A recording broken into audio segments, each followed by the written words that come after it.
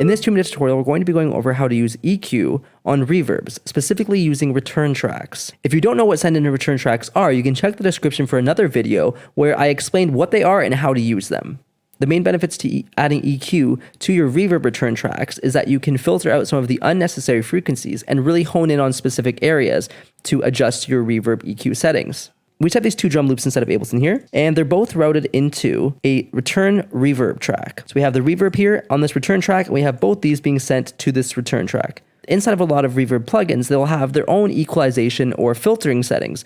Feel free to use these, but for this example, I'm going to be using an actual EQ because I feel that it gives me more control. So I'm going to open up an EQ8, and I'm going to drop it before the channel reverb.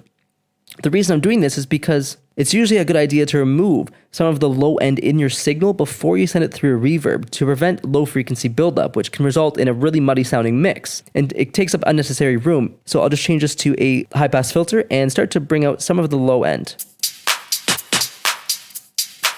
Next, I'm going to drop an EQ8 after the reverb, and I'm going to turn off the filtering settings just so I can use the EQs.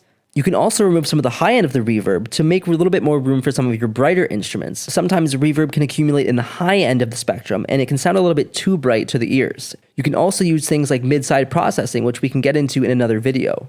When EQing reverbs, ask yourself a few questions. What do you want to do? Do you want to make something further back in the mix or more forward in the mix? If you want to make something further back in the mix, you can reduce the amount of high end in the reverb. And if you want something to be further ahead in the mix, you can open up the reverb a little bit more. And that should help position it a little bit further or more forward in the mix. How muddy is your track? How much information do you have? Do you have a lot of instruments that are playing at the same time? Is there a lot of information? If there is, maybe you can remove some more of the reverb frequencies to make room for other instruments. But if your mix is very scarce and you have a lot of room for reverb, then maybe you can open up reverb EQ settings just a little bit more. Of course, make sure that you're always checking in your mix in mono while using reverbs, and to be checking your reverb settings in solo and the context of your mix.